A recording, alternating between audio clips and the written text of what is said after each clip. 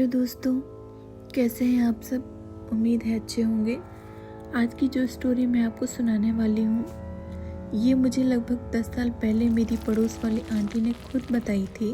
उनका नाम सुनीता था, उनके हस्बैंड रमेश और उनके 2 बच्चे थे, अमर और प्रिया। सुनीता आंटी ने बताया कि पहले वो लोग गांव में रहते थे। रमेश अंकल का वहाँ एक छोटी सी शॉप थी जो धीरे धीरे बहुत अच्छी चलने लगी। उनकी इनकम बढ़ गई, फैमिली खुश रहने लगी, उन्होंने नया घर बनवा लिया। उनकी लाइफ बिल्कुल सेटल और नॉर्मल थी, लेकिन उनकी खुशी कुछ लोगों को बर्दाश्त नहीं हुई, स्पेशली रमेश अंकल के कज़न और उनकी वाइफ मीना को। मीना हमेशा कंपेयर करती थी, देखो सुनीता कितनी आगे निकल गई, उसने अपना नया घर भी बनवा लिया और हम यहीं अटके हुए हैं। इसका कुछ ना कुछ तो करना पड़ेगा। एक दिन सुनीता आंटी घर की सफाई कर रही थी तो उन्होंने मेन गेट पे देखा छोटा सा लाल कपड़ा और उसमें थोड़ा सा सिंदूर पड़ा हुआ है। उन्होंने सोचा कि हो सकता है कहीं हवा से उड़ के आ गया हो या कोई जानवर ला के रख दिया हो, और उन्होंने इस चीज़ को इग्नोर कर दिया। पर उनका यही इग्नोर करना ही उनकी सबसे बड़ी गलती थी। कुछ ही दिनों बाद बच्चों का बिहेवियर चेंज होने लगा। अमर गुमसुम सा रहने लगा। प्रिया भी अपनी डॉल से बातें करती थी या कभी कभी अकेले बातें करती थी। रमेश अंकल का भी बिहेवियर बहुत चेंज हो गया, बहुत जैसे स्ट्रेस में रहने लगे और उनके ऊपर बहुत सारा कर्ज बढ़ गया। सुनीता आंटी बीमार रहने लगी, हमेशा थकी हुई। कुछ दिन बाद सुनीता आंटी डॉक्टर के पास गई। उन्होंने अपनी सारी प्रॉब्लम्स डॉक्टर को बताई। डॉक्टर ने उनके सारे टेस्ट किए तो उनकी रिपोर्ट पूरी नॉर्मल थी। डॉक्टर ने बोला आपको बस स्ट्रेस है, आप बहुत ज़्यादा सोचती हैं इसलिए आपको घबराहट हो रही है, बाकी सब कुछ नॉर्मल है। अक्सर रात को सोते वक्त उन्हें लगता जैसे कोई उनके पास खड़ा है, कोई उन्हें देख रहा है। उनकी सांसें भारी होने लगती, कभी कभी अचानक नींद में उनकी आंखें खुल जाती। एक दिन लगभग 2 से 3 बजे के बीच सुनीता आंटी की नींद टूटी। उन्हें ऐसा लगा जैसे कोई बच्चा रो रहा है। ये आवाज़ स्टोर रूम से आ रही थी। वो डर डर के वहाँ गई। उन्होंने जो देखा उसके बाद उनका जैसे खून ही जम गया हो। स्टोर रूम के कोने में एक छोटा सा बच्चा बैठा था, उसका सिर झुका हुआ था और वो रो रहा था। सुनीता आंटी जोर से चिल्लाई, रमेश जल्दी आओ।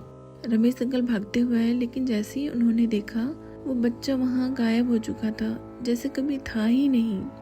कुछ दिन बाद एक और घटना हुई जो सबसे भयानक थी। एक दिन सुनीता आंटी वॉशरूम में गई, उन्होंने शीशा देखा और अचानक चीख पड़ी और वहीं बेहोश हो गई। जब उन्हें होश आया तब रमेश अंकल ने उनसे पूछा कि तुम बेहोश कैसे हो गई थी, क्या हुआ था तुमको। तब उन्होंने बताया शीशे पर लिखा था ये मेरा घर है, तुम सब यहाँ से चले जाओ। लेकिन जब रमेश अंकल ने जाकर वहाँ देखा तो कुछ भी नहीं था, ना कुछ लिखा हुआ, जैसे सब कुछ सिर्फ सुनीता आंटी ने ही देखा हो।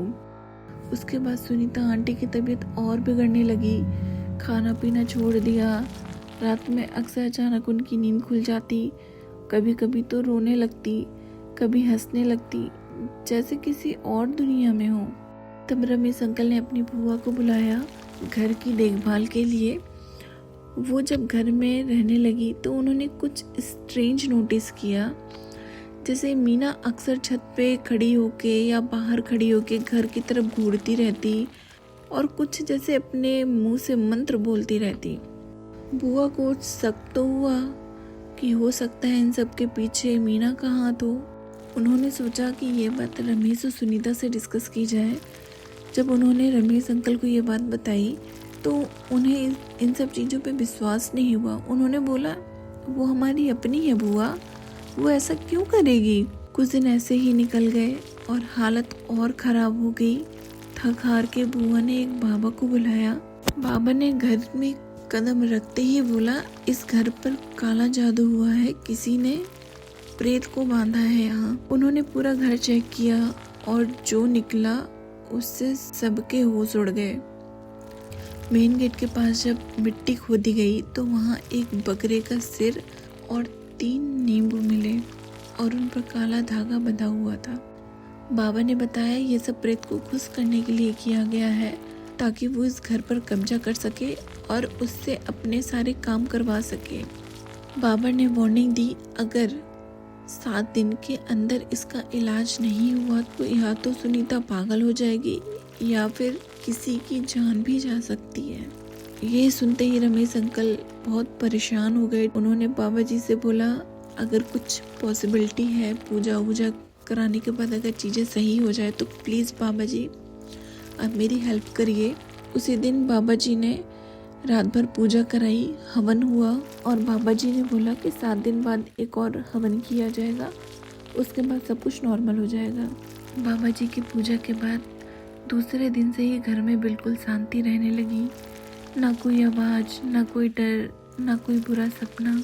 सुनीता आंटी की तबीयत भी थोड़ी ठीक लगने लगी, बच्चे भी नॉर्मल होने लगे। रमेश अंकल को और बुआ जी को लगा कि शायद सब कुछ ठीक हो गया है। सबने सोचा बुरा वक्त निकल गया और जैसे घर में रोशनी वापस लौट आई हो। लेकिन दोस्तों, ये सिर्फ एक धोखा था, असली तूफान अभी आना बाकी था। 7वां दिन, जिस दिन बाबा जी को आखिरी पूजा करनी थी, उसी दिन सुबह से सुनीता आंटी का बिहेवियर अचानक बदल गया। सुबह से ही वो बिल्कुल चुप थी, ना किसी से बात, ना किसी को देखती, बस एक कोने में बैठी रहती, ठीक वहीं जहां उन्हें स्टोर रूम में एक बच्चा बैठा हुआ दिखा था। शाम होते होते उनका शरीर ठंडा पड़ने लगा, जैसे उनमें जान ही ना हो। आंखें धीरे धीरे सफ़ेद होने लगी। लगभग 7 से 8 बजे सुनीता आंटी अचानक उठकर खड़ी हो गई और धीरे धीरे बिना आवाज़ के किचन की तरफ चलने लगी। रमेश अंकल को शक हुआ, वो पीछे पीछे गए और जो उन्होंने देखा उसके बाद उनके पैरों तले जमीन खिसक गई। सुनीता आंटी के हाथ में चाकू था और वो अमर और प्रिया के कमरे की तरफ जा रही थी, जैसे किसी ने उन्हें कंट्रोल कर रखा हो। तभी गेट पर जोर से आवाज आई, ओम नमः शिवाय। बाबा जी आ चुके थे आखिरी पूजा के लिए। जैसे ही बाबा जी ने सुनीता आंटी को देखा, वो जोर से चिल्लाए, रमेश जल्दी रोको इसे, ये प्रेत के वश में आ चुकी है, ये अपने ही बच्चों की बलि देने जा रही है। रमेश अंकल दौड़कर सुनीता आंटी को पकड़ने लगे।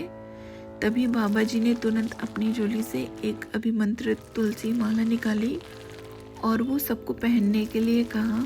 बुआ जी ने जल्दी से सुनीता आंटी को और बच्चों को ये माला पहनाई और खुद भी पहन ली। जैसे ही माला सुनीता आंटी के गले में पड़ी, वो जमीन पर गिर गई और बेहोश हो गई।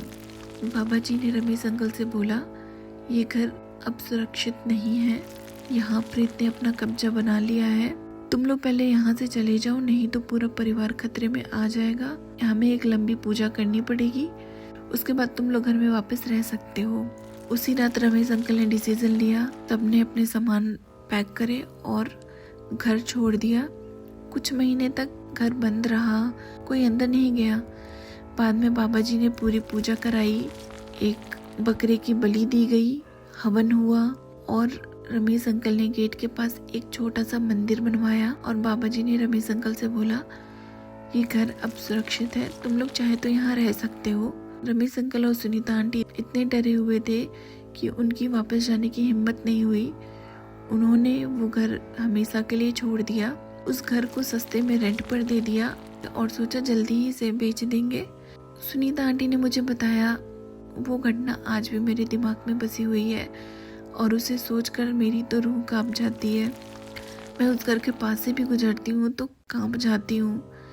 फिर उन्होंने एक बात और बोली जो मुझे आज भी याद है। उन्होंने बोला, बेटा हमने किसी का बुरा नहीं किया, इसलिए आज हम यहाँ फिर से सक्सेसफुल हैं और मीना, भगवान ने उसे उसकी सजा दी। आज ना कि उसके कोई बच्चे हैं, ना एक स्टेबल जिंदगी। सुनीता आंटी ने आंखों में आंसू के साथ कहा, उसके जलन ने मेरी और उसकी पूरी जिंदगी बर्बाद कर दी। तो दोस्तों, ये थी आज की कहानी। अगर आपको ये स्टोरी पसंद आई हो तो वीडियो को लाइक ज़रूर करें और चैनल को सब्सक्राइब करना मत भूलना। मिलते हैं नेक्स्ट वीडियो में, तब तक के लिए बाय, टेक केयर।